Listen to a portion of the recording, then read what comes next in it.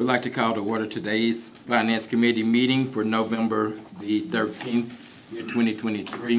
We stand at this time. We have our invocation followed by the flag salute. Dear Lord, once again, we just come thanking you for the gift of another day. Thank you for all your blessings that you bestowed upon us.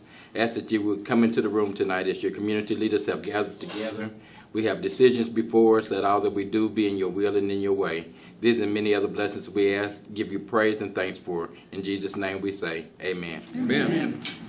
Attention, salute, pledge.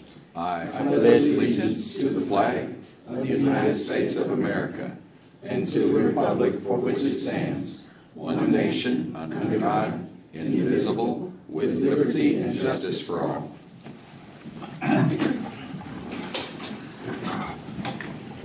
Finance Committee item number 1, please. Consider approval of Finance Committee minutes of October 9th, 2023, or take other necessary action. After reviewing the minutes, are there any corrections or additions to our minutes? Move for approval. Second. Have a motion and a second to approve our minutes for tonight. Final discussion. Roll call. Patrick Hale. Yes. Herland Boyati Craig. Yes. Shirley Hilton Flannery. Yes. Tracy Hoos. Yes. Tracy McGee. Yes. Alex Reynolds. Yes. Jamie Stout. Yes. Deputy Mayor Derek Reed. Yes. Mayor Marlon Coleman. Yes. Item number 1 passes. Item number 2, please. Consider approval of claims for all city departments September 30th, 2023 through November 2nd, 2023, or take other necessary action. Do we have a report from the purchasing committee? Yes, the purchasing committee did meet this afternoon and we approved the claim, so I move for approval. Second. I have a motion and a second to approve our claims list. Any discussion? Roll call, please. Patrick Hale. Yes. Herland Boyati Craig. Yes. Shirley Hilton Flannery. Yes. Tracy Hoos. Yes. Tracy McGee. Yes. Alex Reynolds. Yes. Jamie Stout. Yes. Deputy Mayor Derek Reed. Yes. Mayor Marlon Coleman. Yes. Item number 2 passes. Item number 3, please.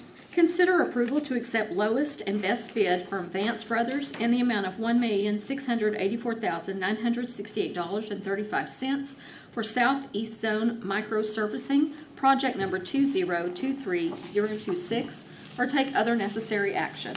Rigney? Yes, thank you. So I have a PowerPoint that's going to pertain to this item as well as the next agenda item. So this is part of our street rehabilitation program. We've moved to the Southeast Zone. This item is for the micro seal, which we'll talk about just shortly. This is within the budget, and Vance Brothers has done some micro seal work for us before in the Northwest and Southwest Zone.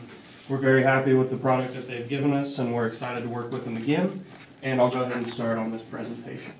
So here you'll see a map. The green are going to be the streets that get micro sealed. The blue are streets that are going to get an overlay, and the red are the ones that are going to get a mill and overlay. And one brief correction here is Cherokee will get a mill and overlay as well. The yellow streets indicate a concrete street. Those are not streets we're working on at this time. It's just to indicate on the map how much of this zone is actually concrete street. So you can find this map on the city website, and we can get that emailed to you as well. And the funding for the Southeast Zone is broken out just like this. So you'll see at the end of these 2 projects, we'll still have a little bit left over for some cleanup after we complete all of this zone. We'll be able to go back and see what we can address. So we've all seen this slide before, but I want to take another minute to just point out this is the best program that we've ever been able to do as far as rehabilitating city streets, and we're very excited. Our main goal is to hit residential streets and get as many streets as possible and get them done adequately. And the plan that we've put together is based off a pavement index condition assessment and also what city staff sees, and it's generated from some of our work orders as well. And what we want to do with this is clear the chalkboard, get all our streets up to snuff, and then be able to maintain them better.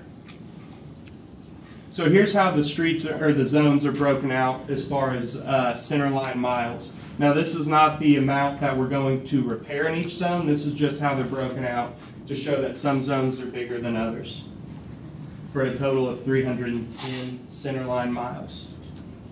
So the Southeast Zone, which we're talking about tonight, makes up 29% of our city streets. So how will this be done? It'll be done with contractors, but we also have our street crew as well to do some of the other areas that may not get on this list. And another thing our street crews do is they provide a leveling course for this micro seal that helps it be the best product that we can be, or that it can be rather. So a timeline for this, we're getting into the winter season, and it is difficult to do some of the street work in the winter. It needs to be about 42 degrees and rising to do this street work. So as we have days above 42, we'll hopefully have crews out there working on it, and our city crews will be doing some work on it to prepare for the micro seal. The micro seal will likely begin in the middle of next summer, but we need to do our prep work beforehand. Hey, Fred, I've got a quick question. Yes, sir. On the 42 degrees, is that a certain time of day it needs to be 42 degrees, or how does that work? So it's going to be a little bit different. For the micro seal, it would need to be a long stretch of 42 degrees because they're a contractor, so when they come in, they're going to want to do all the work at once. For the paving, it depends on how quickly during the day it can get to 42 degrees at the asphalt plant. Thank you. So micro seal, just a rehash of what that is. It's a thin layer of aggregate and oil that goes on top of a street that's in above average to average condition. And it's more about sealing up the street and keeping it in good shape, more of a maintenance than a complete mill and replace. So that is actually a very thin product that we have a picture of right here, and you can see it on a lot of streets in the northwest and southwest zone. And here's a list of the streets that are going to be micro sealed. These are in the package as well. I'd be happy to send those out. And then mill and overlay. Mill and overlay is a process of milling the street down, removing, and then overlaying with new asphalt. This is done when a street has been in below average condition and we can't preserve it with a micro seal, so we're starting over. And here is a picture of a milled street. And then that would be an example of an overlay. So here is what we will be milling and overlaying. And an overlay is done whenever there is no need to mill it because there's no houses below road elevation. So we can just put a cap on the street. Here's the map again. And you'll see that there is a lot of volume in this zone. Concrete work will be determined, and so will crack seal. And then once again, a recap of the funding. And then the remaining funds can be used for concrete street improvements, crack seal projects, striping projects, and more mill and overlay and micro seal projects. So some other important information is each zone gets its own zone money, and we will use that as it pertains to each zone. So each zone has different needs, and in this zone, there's going to be a lot more micro seal because of the type of street that is in that zone. And we will be able to send our street crews out after the fact to get some areas that were missed, and we intend to do a little bit more mill and overlay after this wraps up. And that concludes. Does anybody have any questions? I do. So, should we be planning now what to do if we go over budget? And the reason I'm asking that is because on the concrete side, you said something in your presentation that I think holds true, that we need to do as much as we can now and only have to do routine maintenance versus having to rebuild streets like we're doing now. So I'm assuming that if concrete prices come in high or whatever, we need to at least, not tonight, but start thinking about how we would fund that so that we can do exactly what you said, which is ultimately just focus on maintenance. Yes, that's something Public Works staff has been working on, and we also have ways to help make our dollars go further by doing some of the work in-house as far as removal. But yes, thank you, and we'll take that direction. Thank you, Mr. Chairman. Thank you. Any other questions? You have a motion? Move for approval? I'll second it. Let me also say, may I? Yes. Mr. Chairman, while the leader of our City of Muskogee Foundation is here, I think we would be remiss to not mention that we're able to do as much as we are because of the dollar-for-dollar match that came from the City of Muskogee Foundation. Probably at a time where people might have thought it was more than should have been done in terms of what they did for us, but it has done monumental efforts, and I know that those funds will not be there always, but I'm grateful that they were there at the time we needed them the most. And so looking forward to continued partnerships with them for whatever we can do, but thank you for what you've already done to the City of Muskogee Foundation. Mr. Chairman. Thank you. Roll call, please. Patrick Hale. Yes. Perlin Boyotti Craig. Yes. Shirley Hilton Flannery. Yes. Tracy Hous. Yes. Tracy McGee. Yes. Alex Reynolds. Yes. Jamie Stout. Yes. Deputy Mayor Derek Reed. Yes. Mayor Marlon Coleman. Yes. Item number 3 passes. Item number 4, please. Consider approval to accept lowest and best bid from Roscon LLC for Southeast Zone Mill and Overlay, project number 2023027, in the amount of $1,663,539.91, or take other necessary action. Mr. Rigney. Yes, this is a budgeted item, and it came in within budget, and this, as well as the micro seal, was approved in the purchasing committee prior to this meeting. We just went over, so I can run through it again, but in the effort to save some time, I'll be happy to answer any questions. Thank you. Any questions for Mr. Rigney? I'd just like to say you guys are doing a good job. Thank you. Thank you. We have a motion. Move for approval. Second. We have a motion and a second to approve this agenda item. Any further discussion? Roll call, please. Patrick Hale. Yes. Perlin Boyotti Craig. Yes. Shirley Hilton Flannery. Yes. Tracy Hous. Yes. Tracy McGee. Yes. Alex Reynolds. Yes. Jamie Stout. Yes. Deputy Mayor Derek Reed. Yes. Mayor Marlon Coleman. Yes. Item number 3 passes. Item number 5, please. Consider approval for the Muskogee Police Department to accept a one-time donation of $5,000 from the 2023 Chevy First Responder Program, or take other necessary action. Chief.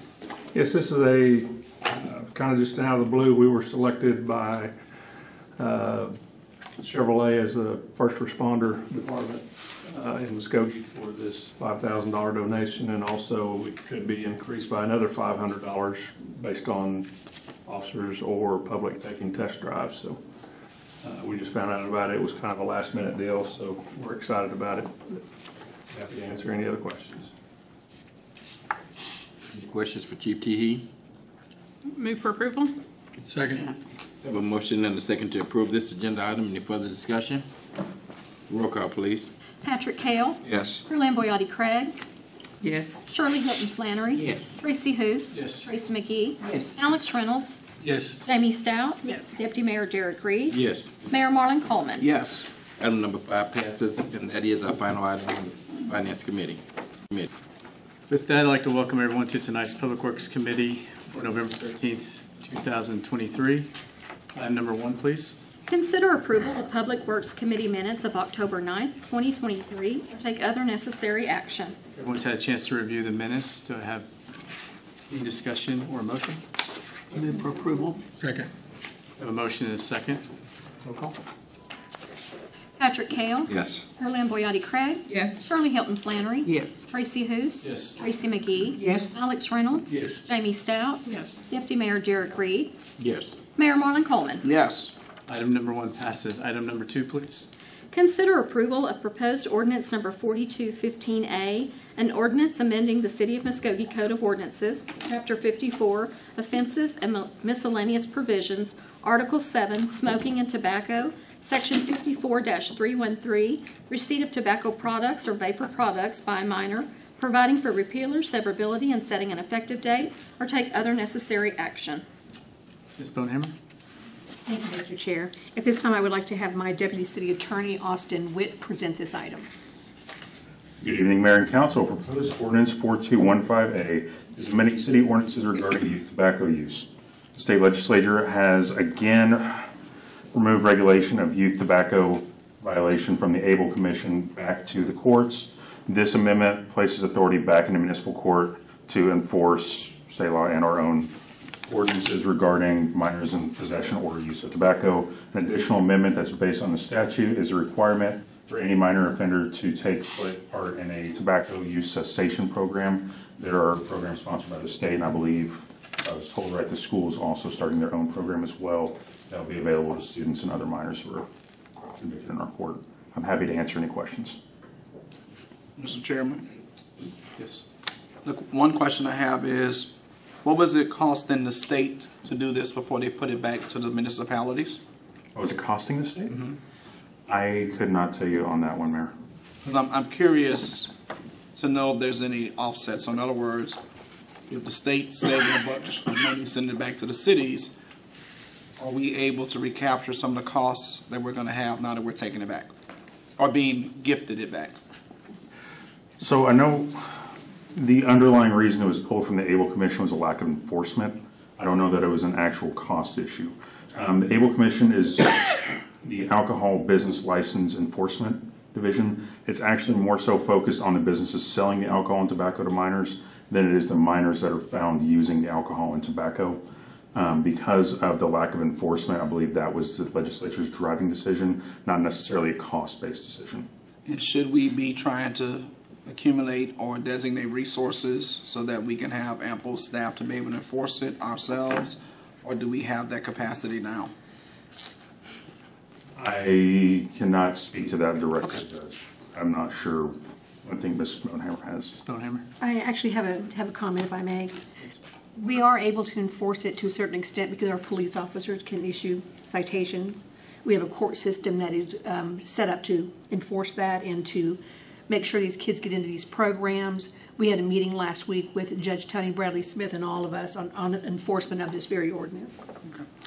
Thank you, Mr. Chairman. Chairman, Yes. recognize you. Did you say that ABLE will still be over the sale of the product? Yes, ABLE's still handling all that. This is only regarding minors in use possession and or use. possession of tobacco or vapor products. Thank you. Does anybody have any questions for Mr. Witt? Any further discussion or entertain a motion? Move for approval. Second. Have a motion and a second. No further discussion. Roll call, please. Patrick Hale. Yes. Caroline Boyati Craig. Yes. Shirley Hilton Flannery. Yes. Tracy Hous. Yes. Tracy McGee. Yes. Excuse me, Alex Reynolds. Yes. Jamie Stout. Yes. Deputy Mayor Derek Reed. Yes. Mayor Marlon Coleman. Yes. Item number 2 passes. Item number 3, please.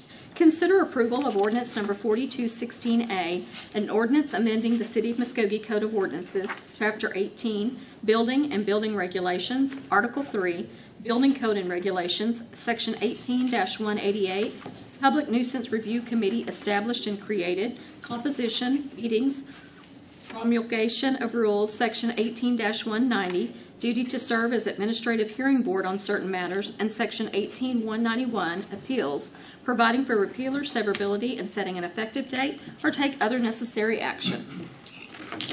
Mr. King? Good evening, Mayor and Council. The current procedure followed by the Planning Department and the Code Enforcement Division per the current City Muskogee Code of Ordinances to abate public nuisances related to high weeds and grass, trash, and elected personal property takes a considerable amount of time that's unnecessary. Pursuant to Oklahoma Statutes Title 11, Section 22-111, the municipality may designate by ordinance an administrative officer or an administrative body to carry out the duties of the governing body. Said duties being to cause property within the municipal limits to be cleaned of high weeds and grass, trash, and dilapidated personal property. Under our current ordinance, the Public Nuisance Review Committee is acting as an appeals body rather than an administrative body. Oklahoma Statute Title 11, Section 22-111, subsection 3 states that a hearing may be held by the municipal governing body to determine whether the accumulation of trash or the growth of weeds or grass has caused the property to become detrimental to the health, benefit, and the welfare of the public and the community, or a hazard to traffic, or creates a fire hazard to the danger of the property. However, initially, there is no requirement to have a hearing in the abatement process for high weeds and grass, trash, and dilapidated personal property under state law. This change will allow the city to give proper notice to homeowners of public nuisances and then timely abate the public nuisance so the homeowner does not request an appeal or resolve their own public nuisance issue within the notice period. The changes of the city code will reflect a removal of the automatic appeal standard set by the original codification of this section to be more in line with state law and the best practices of other cities so that we may more quickly abate high weeds and grass, trash and debris nuisances, and dilapidated personal property. The length of time it takes to remove dilapidated personal property can vary from 45 to 60 days depending on the date of the case was originally opened. The current ordinance gives an automatic appeal of dilapidated personal property from the Public Nuisance Review Committee to the Uniform Building Code Appeals Board for a final decision. State law allows the municipality through the administrative body to declare the personal property as a public nuisance and to have that decision as the final decision unless the homeowner submits a written appeal within 10 days of decision to be heard by the Uniform Building Code Appeals Board. The amendment of the current ordinance will reduce the abatement time frame from 60 days to a maximum of 45 days. The average time for abatement should be between 10 and 15 days if this ordinance change is approved. At this time, recommendation of the staff is to approve the ordinance, and I'll take any questions. Mr. King, before we have questions or discussion, we do have 3 citizens signed up to speak on this. I'll call your name and approach the podium, almost the microphone, approach the podium, and you'll have 5 minutes. So first we have Doug Walton.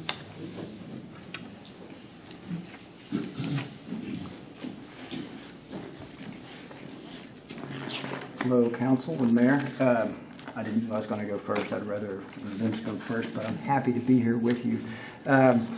So I've been at Doug Walton, 2702 Gibson Street. I don't know if you still need to have that information. Been a part of the Muskogee Forward initiative, primarily the placemaking committee. It grew out of our AIM Action in Muskogee initiative, which started back in 2011, which I've been a part of since it started. And we've been talking a lot about the need to clean up our community and help keep it clean. And talked a lot about code enforcement and what might be doable to make that easier for our city to do, and have had the pleasure of Mr. King being a part of our meetings and getting to hear some of his experience and information from other communities. And this was something that he noticed that would be a pretty easy change that can help simplify the process while still keeping the ability for property owners to appeal and take action. So it's something that I support, and I'm hopeful that it will. Thanks, Walton. Next we have Joyce Sloan. Just approach the podium and give us your name, and you'll have 5 minutes.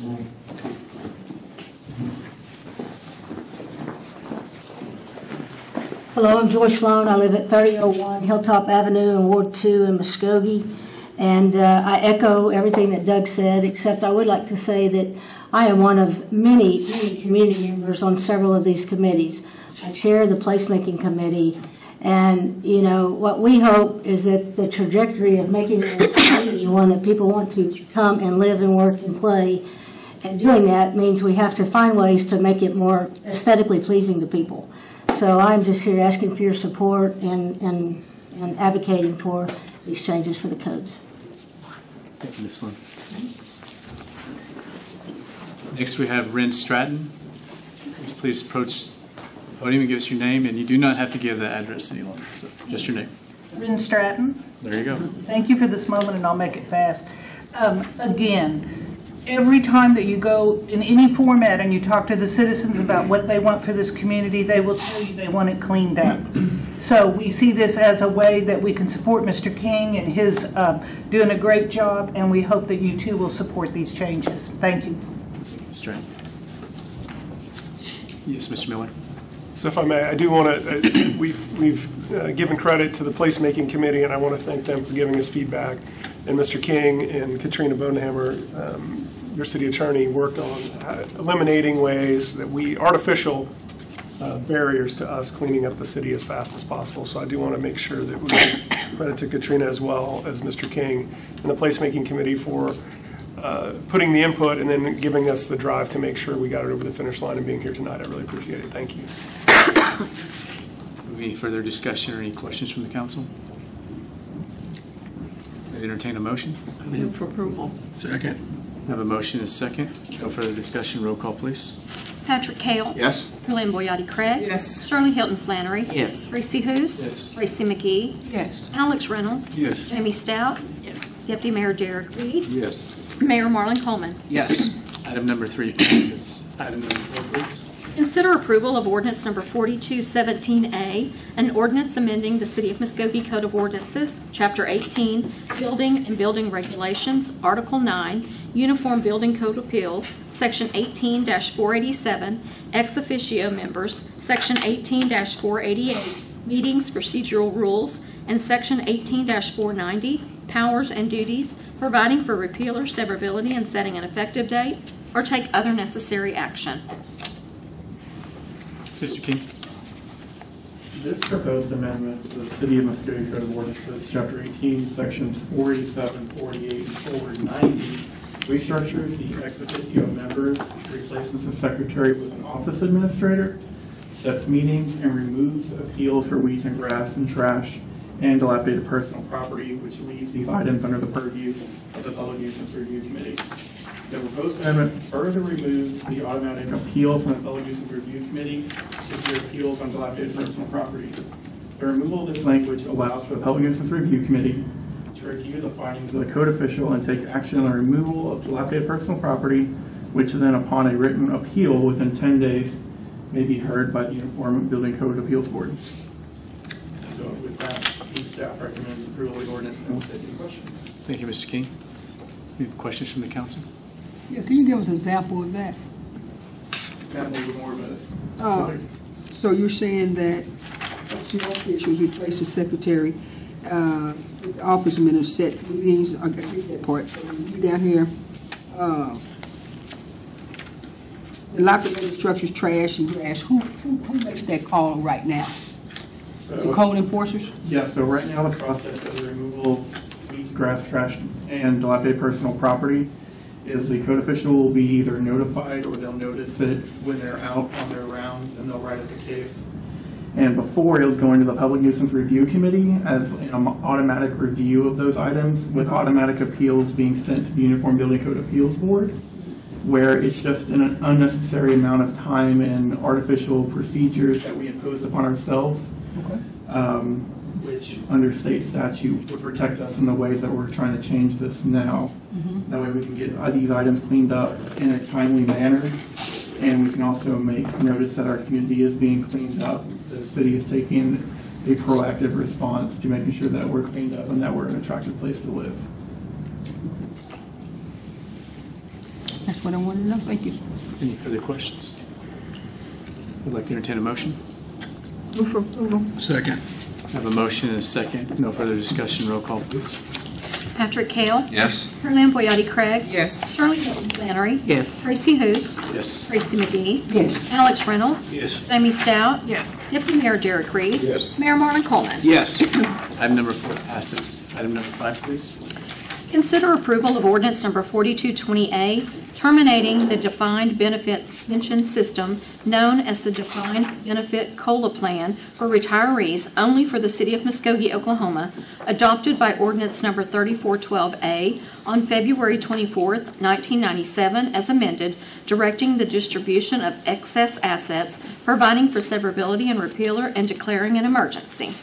Ms. Eaton. Chairman, members of the committee.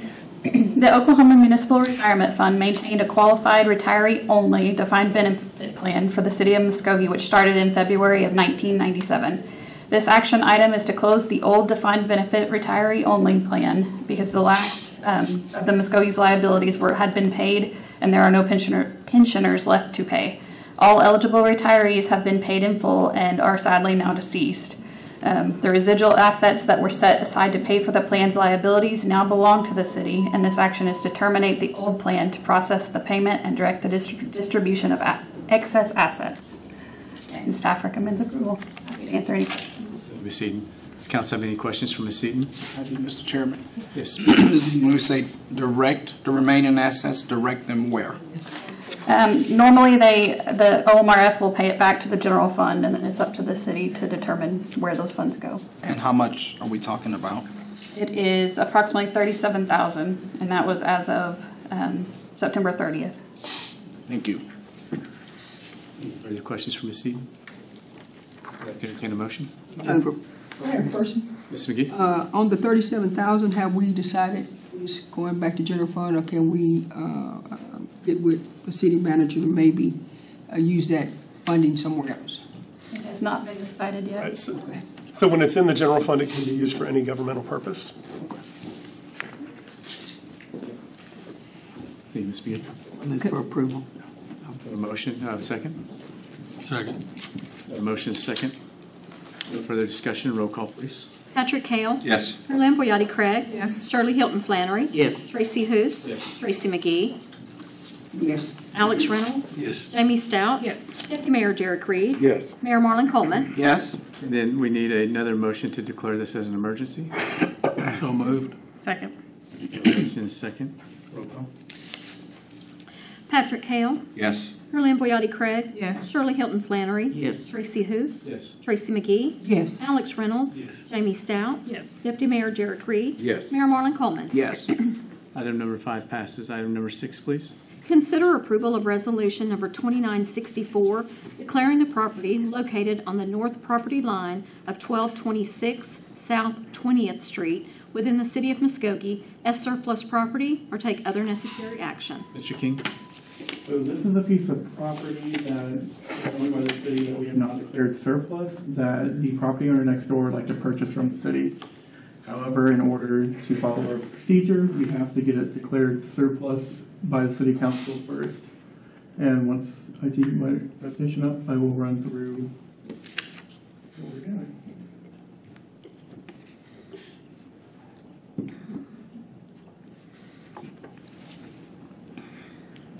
So this property is located north of 1226 South 20th Street. It's in Dean's Edition, Lot 5, Block 6, a very small parcel of land, that yellow rectangle. Mr. Kraft is the one who submitted a request to purchase this property from the city, and he is the adjacent owner down there to the south. So city property must be sent to surplus by city council when it is deeded over to us by the county or a person who wants to donate a piece of property. This property is 6,000 square feet and per city code of ordinances is not a buildable size. And due to its location in a residential area, it does not serve a purpose to the city at this time. And so staff recommends approval. If there's any questions. Thank you, Mr. King. What's a buildable size? Buildable size in Muskogee is 7,200 square feet or more. 7,200 square feet or more? Yeah, any lot that is 7,199 square feet or less is not considered a buildable size and therefore has no intrinsic value to most people or the city. Now, on surplus property, do we give them a time period that they have to do something with it, or they can just buy the property and do nothing with it? So they can buy the property. We recommend at the planning department they go ahead and consolidate their existing lot with a new lot. One of the requirements of surplus property is they must keep it off of any code enforcement list for up to 3 years. Otherwise, they may face consequences. Thank you. Any further questions from the council? I move for approval. Second? Have a motion and a second. Roll call. Patrick Hale. Yes. Carolyn Boyati Craig. Yes. Shirley Hilton Flannery. Yes. Tracy Hous. Yes. Tracy McGee. Yes. Alex Reynolds. Yes. Jamie Stout. Yes. Deputy Mayor Derek Reed. Yes. Mayor Marlon Coleman. Yes. Item number 6 passes. Item number 7, please. Consider approval of resolution number 2965, declaring the property located in the Tuxedo Park subdivision, Lot 16 of Block 6, within the city of Muskogee, as surplus property to the needs of the city, or take other necessary action. Mr. King. This is another lot that has been brought to our attention that we need to surplus. That way we can get it to the property owner next door. In this instance, we told the property owner to hold off on applying for surplus property so we get surplus, and then we do the application because that's the traditional and correct procedural way. So I brought this property to you guys before we have an application, but the property owner does intend on purchasing it once we do it. It's that small yellow rectangle. That's Lot 6, Block 16 in Tuxedo Park subdivision, which runs along Augusta Avenue, just west of York Street. This property is 5,442 square feet, and it's also not a buildable size. Again, its location is in a residential area, and it's not a buildable size, so there's no intrinsic value to the city. And so we recommend that it be surplus so the adjacent property owner may purchase it. At this time, staff recommends approval. I'll take any questions. Thank you, Mr. King. Any questions for Mr. King? I move for approval. Second. Have a motion and a second. No further discussion. Roll call. Patrick Kell. Yes. Carolyn Boyati Craig. Yes. Shirley Hilton Flannery. Yes. Tracy Hous. Yes. Tracy McGee. Yes. Alex Reynolds. Yes. Jamie Stout. Yes. Deputy Mayor Jared Creed. Yes. Mayor Marlon Coleman. Yes. 7 passes. Item number 8, please. Consider approval of City Council Policy 3-3-7, limited emergency paid sick leave or take other necessary action. Mrs. Bodenhammer? Thank you, Mr. Chair. This policy replaces the policy that was repealed a couple of months ago.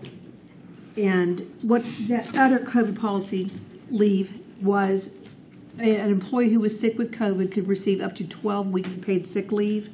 This reduces that paid sick leave to 5 days, inclusive of weekends. They wouldn't be paid on weekends or holidays or days they took vacation. So if they became ill like Wednesday, they would get paid Wednesday, Thursday, and Friday, not Saturday and Sunday. And they have to also have a doctor's or if it's a medical personnel's test result that's positive. It has to be produced. They can't just come and say they're sick or do an at-home test. The reason for this is staff felt that it would help reduce the lack of manpower. The statistics, which depending on where you look, but the most uniform I could find was that in October 1st, 2022 to January 31st, 2023, there were 8,996 hospitalizations for COVID with 538 deaths. With the flu, there was 1/4 of that as far as hospitalizations and 1/5 the number of deaths. Also, COVID is more contagious, supposedly. Again, there's a disagreement among the medical community as to this. The CDC currently recommends 5 days of isolation and 5 days of masking upon a positive test. Their recommendations regarding flu and isolation are not as clear-cut. They do say that you should wait until at least 24 hours after a fever is gone to return after the flu. Fevers can generally last from 1 to 3 days. Also, we provide vaccinations of the flu for people in the city. All employees are entitled to a free flu vaccine, which we do on site. We do not provide COVID vaccines. We're assuming that more people are receiving flu vaccines than COVID vaccines. Happy to answer any questions. Ms. Miller? So we did review this earlier, but it's been brought to my attention that we do have personnel that work weekends. So if we could perhaps suggest between now and the city council adoption or consideration at city council that it would include just scheduled days off as part of the 5 days rather than weekends. I think that's the intent, is if you're not scheduled to come to work, then that would count against your 5 days. But rather than the term weekends, that implies a Saturday, Sunday, which may be a work day for some people.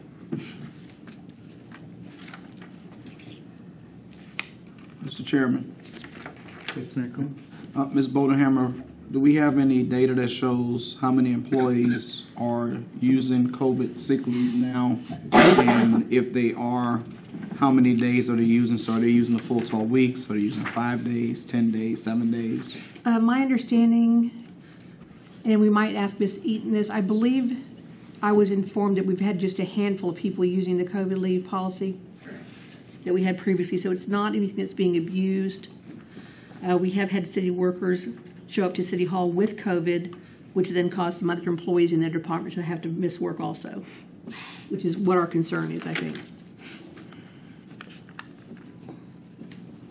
Are we asking for action tonight, or to Mr. Miller's point, are we going to take action on this in the council meeting? I believe action will be taken in the council meeting. Okay. So no action tonight? Well, if you'd like, I do think, so my suggestion was just that we make some proposed language changes along that line. I do think it may be good to get the will of this body. If you recommend approving it, it would be good to say recommend approval with changes to be brought back. We'll have the exact wording changes. Or if it's not of interest to this body, then we won't need to bring it back. I'll make a motion to recommend approval with the changes suggested. I second it. I have a motion and a second. Further discussion? Roll call, please. Patrick Kell. Yes. Carolyn Boyati Craig. Yes. Shirley Hilton Flannery. Yes. Tracy Hous. Yes. Tracy McGee. Yes. Alex Reynolds. Yes. Jamie Stout. Yes. Deputy Mayor Jared Creed. Yes. Mayor Marlon Coleman. Yes. Item number 8 passes. Item number 9, please. Consider approval of change order number 2 for Smith Ferry Road off right-of-way drainage project, Orchard Parkway Culvert, project number 2022031, in the amount of $32,510.50, or take other necessary action. Mr. Reeves? Good evening, Mr. Chairman and committee. This project was for removal and replacement of corrugated metal pipes, 48 inches in diameter, 3 of them, to cross Smith Orchard Parkway, and from the west to the east, from a detention pond in the west to a detention pond in the east. During the project, we discovered that there were 18-inch corrugated metal pipes underneath the foundations of 2 houses. And it was suggested that we reroute these pipes and fill the culverts, corrugated metal pipes, with concrete to reinforce the foundations of the houses and mitigate any problems they might have that dealt with the pipes under the houses. So we found an easement in close proximity to the project. So those pipes will be taken from the reinforced concrete box to the adjacent catch basins on the adjacent neighborhoods, and it will allow the project to carry on and finish up. So I'll be happy to answer any questions. Staff does recommend approval. And there is a diagram of the realignment in your plan. Mr. Reeves? Any questions from the council? Move for approval. Second. Have a motion and a second. No further discussion. Roll call, please. Patrick Kell. Yes. Lynn Boyati Craig. Yes. Shirley Hilton Flannery. Yes. Tracy Hous. Yes. Tracy McGee. Yes. Alex Reynolds. Yes. Jamie Stout. Yes. Deputy Mayor Jared Creed. Yes. Mayor Marlon Coleman. Yes. Item number 9 passes. Item number 10, please. Consider approval of change order number 2 for the Waterline Interconnects Project, Package C to Cook Consulting, or take other necessary action. Mr. Stewart? Actually, I'm going to let Mr. Reeves handle this one. This is also one of his projects he's managed. Mr. Reeves? Package C waterline project was for the replacement of existing water lines, mostly along the US 62 business corridor for Broadway. The intent of the project was to replace the lateral line coming from 2 24-inch supply lines crisscross the city, supplying us with water, that were installed in 1911 and 1924. These pipes, these 24-inch pipes, will be taken out of commission at the end of the project. The change order is for changes in quantities, which represent field findings and adjustments with the contractor in the field. These changes represent an overall deduction in the contract price of $375,000. I have to recommend our inspection services, Great Plains. They worked with the contractor to find these proceeds and to cut down on costs on the project to save us money on these projects. The leftover proceeds will allow for improvements to Haskell Pump Station as well. Do you have anything to add? That was actually the Taft booster station to supply water to the Chester prison. And it's great to actually bring forward a deduct change order, just making sure you caught that. And by the way, we will have a place to spend that in the water system. That's OWRB money, and we intend to utilize it. Mr. Reeves? Any questions from the council? Entertain a motion. Move for approval. Second. Have a motion and a second. No further discussion. Roll call, please. Patrick Kell. Yes. Lynn Boyati Craig. Yes. Shirley Hilton Flannery. Yes. Tracy Hous. Yes. Tracy McGee. Yes. Alex Reynolds. Yes. Jamie Stout. Yes. Deputy Mayor Jared Creed. Yes. Mayor Marlon Coleman. Yes. Item number 10 passes. Item number 11, please. Receive annual report on industrial pretreatment program performance summary and take other necessary action. Mr. Stewart? Yes, actually, Abry Wright usually does this. This is a ODEQ requirement as part of our best management practices that we are to give you an annual report on our industrial pretreatment program. Mitch Todd is here. He is actually our industrial pretreatment officer, and he's going to present the report. Mr. Todd? Mitchell Dodd. So I'm sorry. Ladies and gentlemen of the council, we have 10 industries we inspect yearly. We've got 2 that are categorical and 8 that are non-categorical. We had 3 minor violations that were at sites, and one we had to write a NOV that were out of compliance. And we've got all that taken care of. And other than that, everything's under control, and we got it taken care of. We will notify DEQ of all this stuff and handle it. Hopefully, any questions you may have for me. Thank you. Any questions from the council? No questions. Do we need a motion, or this is? We're just receiving our report. Just receiving a report? Okay. Action needed. Okay. Thank you. Item number 12, please. Consider approval of final payment to Tecta America in the amount of $152,017.41 for raw water roof replacement, project number 20222035, or take other necessary action. Mr. Reeves. This project was to replace the roofs on the raw water pump station in the adjacent chemical building. The roofs were of an asphalt corrugate rock structure, and they had been leaking for the past couple of years, and they were replaced by 12-inch metal standing seam, 24-gauge or 26-gauge roof panel system. So it was a significant improvement at the water pump station, and from these pictures you can see the deterioration in the roof and the structural improvements to both buildings, and they were done in a nice blue that matched the water going by, so that was nice. They included the gables, gable ends and the vents on both ends as well. I'd be happy to answer any questions. Staff does recommend approval. Mr. Reeves. Any questions for Mr. Reeves? I've got a curious question. Yes, sir. It seems like we put a large pump into one of these buildings over by the dam, and I was wondering if this building was the one where the large piece of equipment had to go through the roof. No, it's not. It didn't have to go through the roof, but it did. There were 2 pumps added to this for the pump station. Okay. Did it have to go through a floor or something, or to the basement? It was actually a drop down floor in the building, so it's kind of a pit, as it were, for the 2 pumps that are in there, and it's just to help them with the flow of the water coming into them. So you basically have a gravity flow coming from the dam into the pump station, and then if we had to use them because of the low water situation, then they would be able to pump the water to the water plant.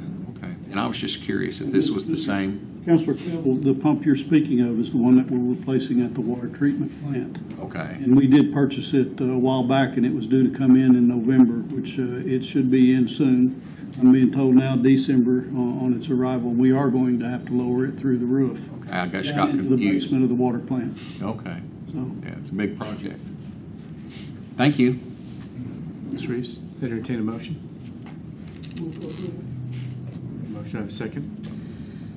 Second. Have a motion and a second. No further discussion. Roll call, please. Cedric Hale. Yes. Carlin Boyati Craig. Yes. Shirley Hilton Flannery. Yes. Tracy Hous. Yes. Tracy McGee. Yes. Alex Reynolds. Yes. Jamie Stout. Yes. Deputy Mayor Derek Reed. Yes. Mayor Marlon Coleman. Yes. Item number 12 passes. Item number 13, please. Receive report on the Roxy Drainage Project and Cemetery Flag Project and take other necessary action. Mr. Rigney? Yes. All right. So these are just a couple of projects that we've done here in the last couple of weeks that we wanted to point out and bring some attention to. So first we'll talk about the cemetery. It's Green Hill Cemetery on York and North Street. In the recent history, one of the practices we've had is putting out flags along York Street for Memorial Day.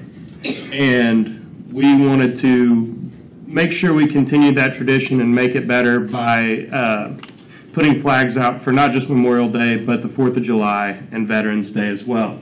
So one of the things that we did is partnered with Hilldale High School, who had their Honor Society students and some student athletes come out and assist us with putting those flags up. I have a couple of pictures to show. Here's the group of students that helped with some of the flags in the background. And we also have our branches of the military flags along the gate. And here's just some more pictures. And we're very proud of the way this turned out. We're very appreciative to Hilldale High School helping. Another thing that we do is on Memorial Day, we have the Muskogee High School ROTC students come out and put flags on the individual graves of veterans who are at Green Hill Cemetery. And that's something we're also going to aim to add to the 4th of July and to Veterans Day moving forward. So just a couple of things to honor our veterans and help get the local school systems involved in those ways to honor them. And Avery, let me add to that before you leave. Yes, please. We have also purchased quite a few more flags, so we'll be able to line them all the way down North Street to the end of the cemetery project during the next holiday. We had the flags come in, but we just didn't have all the poles. So very excited to see it lined like that. Yes. And then we also want to bring some attention to the Roxy and the drainage project that we did out front.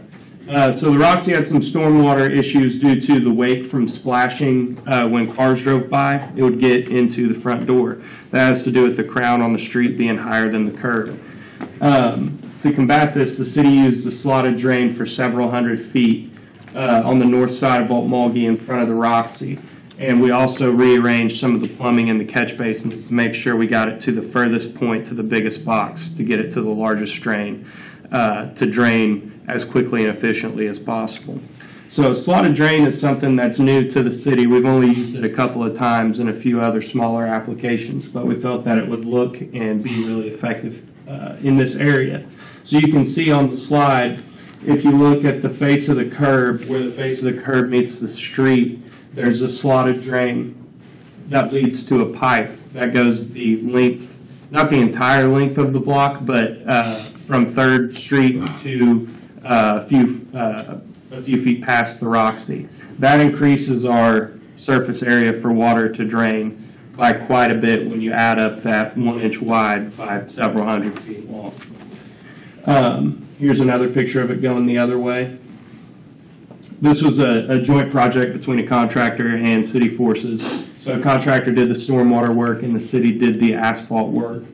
And we're very pleased with the work that we got from our crews and from the contractor. And we believe that this will be very effective in preserving the Roxy. And I'll be happy to answer any questions on either of those two projects. But Public Works is very proud of both of them. Great job.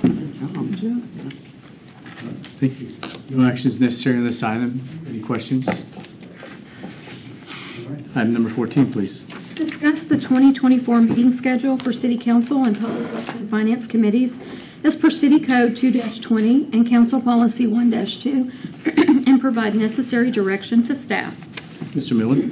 Yes, I'd like to point out that our illustrious city clerk, Amy Tracy, put my name on this agenda item, but she is one of our leaders in making sure we do the right things as far as having our meetings scheduled, published ahead of time. And so this is something we do annually this time of year.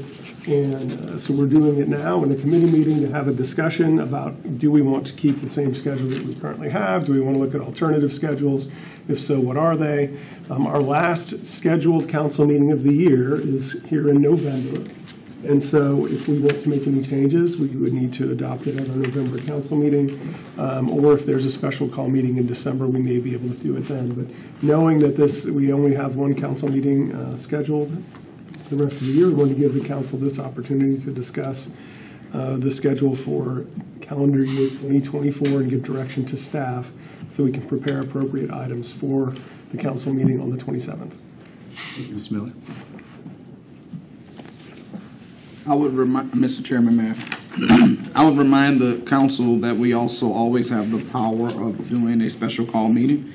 And so even if there's an emergency or something that just has to be discussed beyond our November meeting, we can have that scheduled by a special call of the mayor or 5 members of the council.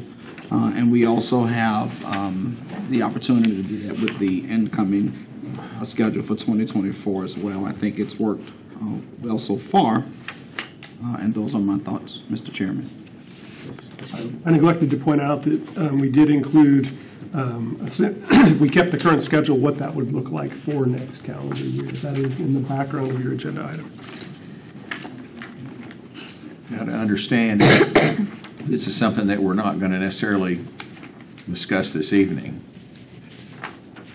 So I would, it's on the agenda, so that it's on the agenda to give feedback to staff to see what, if any direction you'd like for us to give or to take.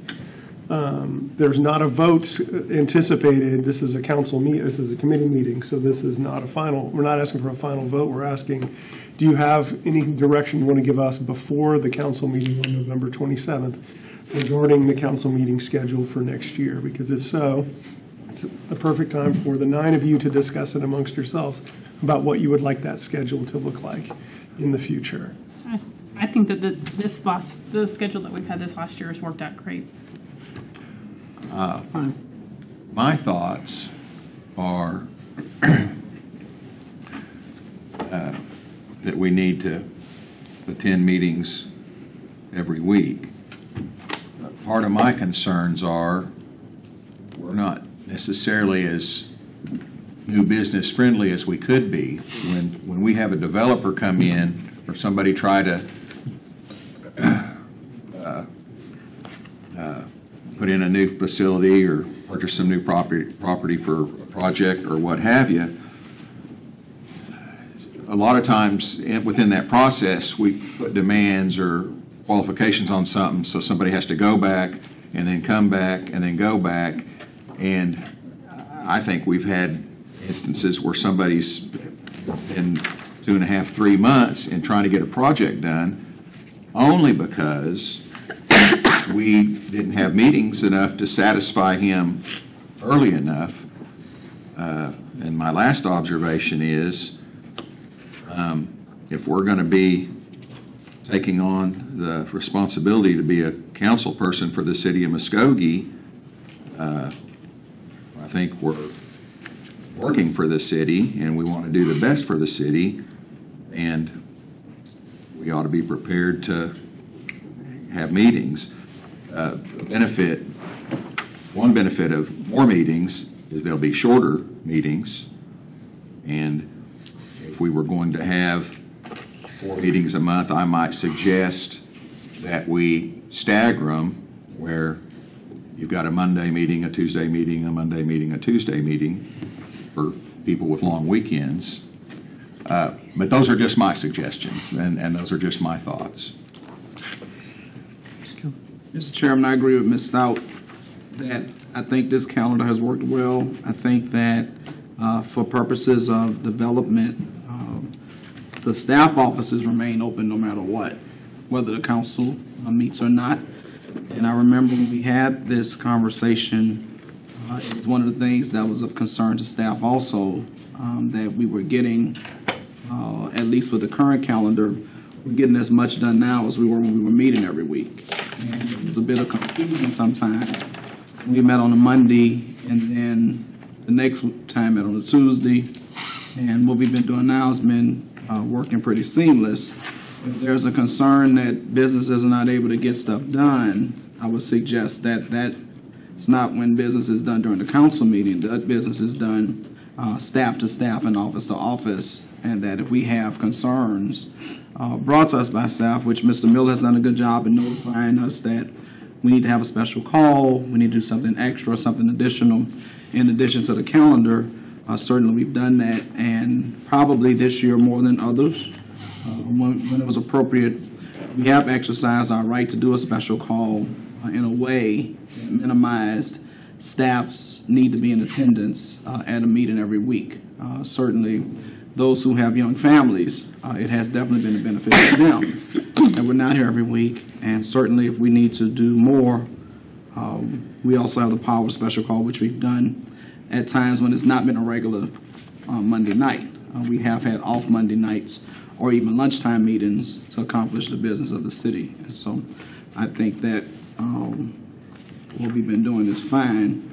And I think that if we need to add more days, we do that through the special call as we've been doing. I move to approve as presented, and if we have any recommendations between now and then, as we did with one of the aforementioned items, we can take that up further on the 27th. I have a motion. Do I have a second? Second. I have a motion and a second. Any further discussion? Roll call, please. Patrick Kale. No. Kerlan Boyati Craig. Yes. Shirley Hilton Flannery. Yes. Tracy Hoos. Yes. Tracy McGee. No. Alex Reynolds. Yes. Jamie Stout. Yes. Deputy Mayor Derek Reed. No. Mayor Marlon Coleman. Yes. Motion passes. Item passes. With that, it concludes our, oh, sorry, there's one more in there. Never mind, it does not conclude our meeting. Item number 15, please. Consider approval of the reappointment of John Lang to the Airport Board beginning October 1, 2023, and expiring September 30, 2027, or take other necessary action. Councilor Kill. Mr. Lang, it was brought to my attention that he had just finished serving partial, finishing somebody's term.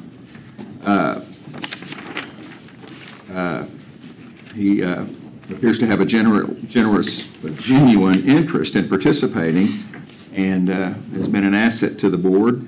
And I wanted to reappoint him so he could spend a little bit of time finishing out his interest. Is that your motion? And so I'd like to approve his participation. I'll second it. I have a motion and a second. Roll call.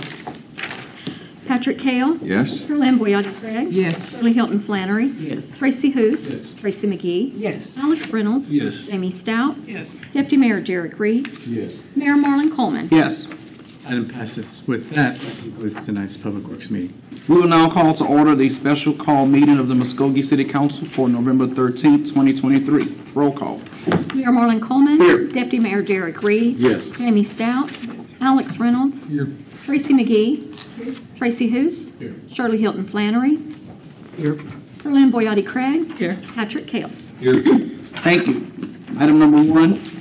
Consider approval to allow the city manager to negotiate and execute a consulting service agreement and business associate agreement with Alliant Insurance Services for the purpose of providing broker services for employee health benefits as recommended by the City of Muskogee Health Insurance Committee, or take other necessary action. Ms. Eaton. Mayor and members of council. Per City Council request in the spring of 2023, the City Health Insurance Committee sought proposals for a brokerage consulting firm. The request for proposal was posted on July 21st, 2023. The deadline for submitting the proposal was September 1st, 2023 at 4 p.m. 7 responses were received from various brokerage firms in Oklahoma and surrounding states. Responses were received from Alliant Insurance Services, which is our current broker, NFP, Rooney Insurance, Marcia McGlennon, McGriff, Lucht Insurance Group, and Municipal Health Solutions / JTS. Municipal Health Solutions was disqualified for not complying with the RFP requirements. NFP and McGriff filed incomplete proposals. After a review of the responses received, a committee comprised of Chris Cummings, IT Director, Insurance Committee Chairperson, myself, Susan Ross, Payroll and Benefits Administrator, Insurance Committee Secretary, Insurance Committee members Jared Havens, Tammy Tracy, Nick Frazee, Lance Whitman, and Brandon Bycroft scored the proposals, with Alliant and Luck Insurance Group scoring the highest. The committee interviewed both companies and voted 6-3 to select Alliant Insurance Services, our current broker, due to them having the best proposal. Alliant's advantages over other groups include a flat per employee per month fee with no commissions on supplemental policies and no additional fees for reporting.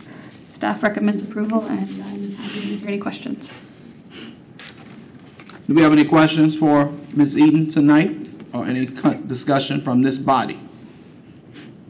We've had this conversation for several weeks. We need to make a decision tonight one way or the other. Let me say to those council people and to staff that are present that any opinion or comments from people's views of what they think needs to be done.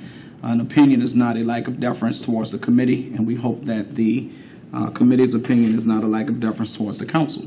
Having said that, do we have conversation from the council regarding this item before we proceed with making a decision.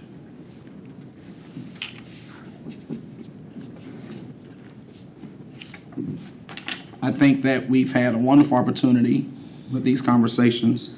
For my part personally, I had said the last time we had this conversation a year or so ago that if there was an opportunity to try to work with a local person that we would. Now those are my thoughts and my thoughts alone, and I respect the committee with their due diligence and having done their work. Now that's my opinion, and certainly my opinion is not something that gives a lack of credence to what the committee has done, because that's their job, and they've done what they did for their due diligence. Now, those are my thoughts. I'm trying to get your thoughts so we can move on to item number 2. Council. Move for approval. Second. We have a motion and a second as presented. As presented, sir. As presented. Do we have any other comments from the council? I would like to make a comment. I agree, and I think that all of us agree that we should always take the local businessman or businesswoman should be forefront of our thoughts, and that's where we look toward.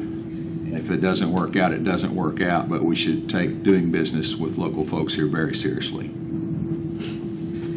Thank you, Mr. Kale. And my no vote is not a vote against the committee. I want to make that very clear, because I've done what I can over the last 3.5 years at least to be certain that staff had everything they need, police, fire, or the everyday employees that go unnoticed. And so please, as that vote is recorded, don't take it any other way other than my support for local business. All clear? Ma'am? I agree on using someone local. If you vote no, and where does that put us?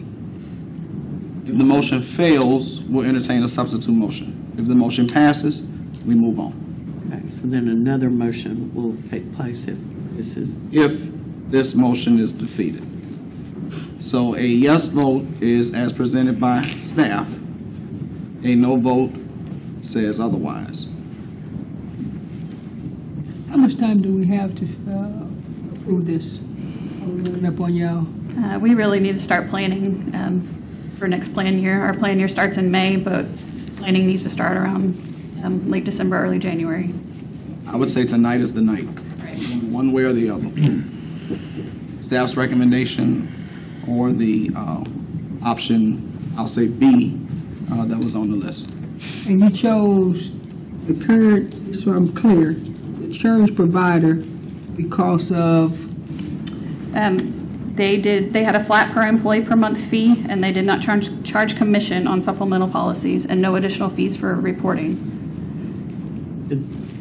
And this is also a plan that employees contribute to, correct? City pays and employees pay as well for their dependents. Okay. And in your opinion, do you think that this one that you guys are recommending is the best for the employee? In my opinion, yes. Thank you. Other comments from the body? Roll call. Excuse me. Patrick Kell? Yes. Lynn Boyette Craig? Yes. Shirley Hilton Flannery? No. Tracy Hoos? No. Tracy McGee? Yes. Alex Reynolds? Yes. Jamie Stout? No. Deputy Mayor Derek Reed? Yes. Mayor Marlon Coleman? No. It passes. The motion passes. Item number 2. Discuss and provide direction to staff on an economic development plan that outlines budget, expenses, incentives, and related procedures. Mr. Miller? Yes, council directed us at the last meeting to bring this agenda item back. I've had some discussion with various council members, and I would like to defer to Mr. Hoos, if I may, because he had some thoughts on this matter, and we can proceed after that. Dr. Hoos. So when we originally presented this, Councilman Kell came forward with a committee, just the 3 council members that work directly with city. in looking at this more, economic development is more than just this body in the city. We have other partners. We have the URA, we have the port, we have the county. It's just broader than 3 council members in the city. And what I would think that, what I like to recommend is see a committee that brings all the people to the table that's there to help make the best decision possible.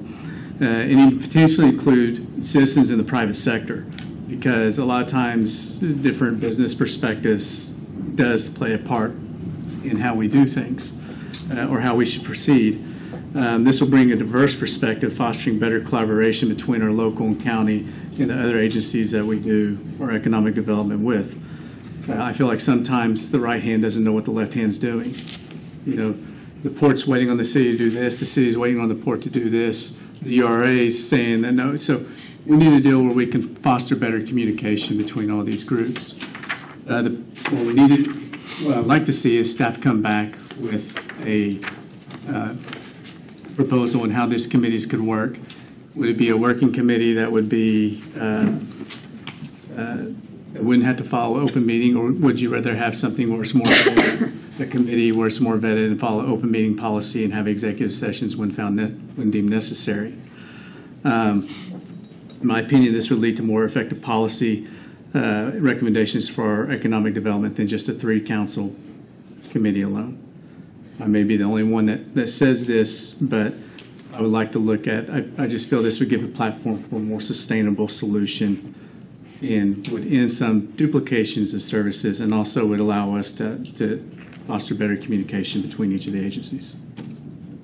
I agree with Dr. Hughes, because I think the more we can do with economic development that will create synergy versus silos is a better path for us to go down. I think when we've had these conversations in times past, out of good nature, it was always the philosophy that the council per se should have more input. I think the council will end up having general oversight. But I agree with Dr. Hughes that a committee made up of other business people, those in the local community, our partners like the port, especially those with the urban renewal area, will be able to take that a longer way down the path, because also those are going to be people that are more in tune in conversations with potential investors that may want to stand in the gap. We have a local business that has said to us, show us where we can help invest, but they're never at the table. And I think that Dr. Hughes is, along with Councilor Carroll, has a very good point, that the broader the committee with a specific focus, the better off we'll be in terms of getting our economic development platform done. So thank you for that.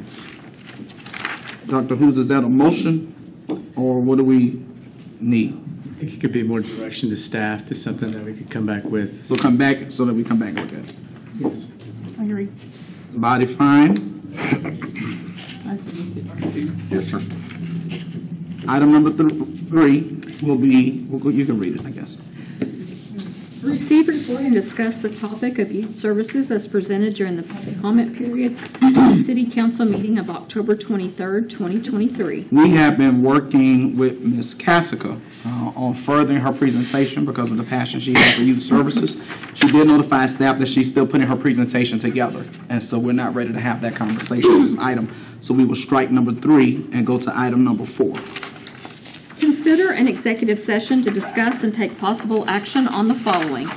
A, pursuant to Section 307B4, Title 25, Oklahoma statutes, consider convening an executive session to discuss the lawsuit styled Arrowhead Mall versus City of Muskogee, CJ 2020-47, filed in the District Court in and for Muskogee County, Oklahoma, and if necessary, take appropriate action in open session. I will now entertain a motion to go into executive session.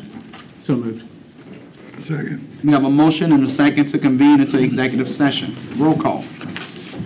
Patrick Cale. Yes. Carlin Boyati Craig. Yes. Shirley Hilton Flannery. Yes. Tracy Hoos. Yes. Tracy McGee. Yes. Alex Reynolds. Yes. Jamie Stout. Yes. Deputy Mayor Derek Reed.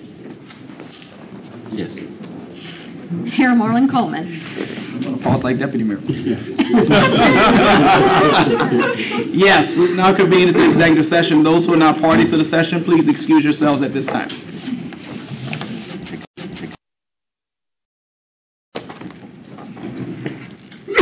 will now reconvene from executive session.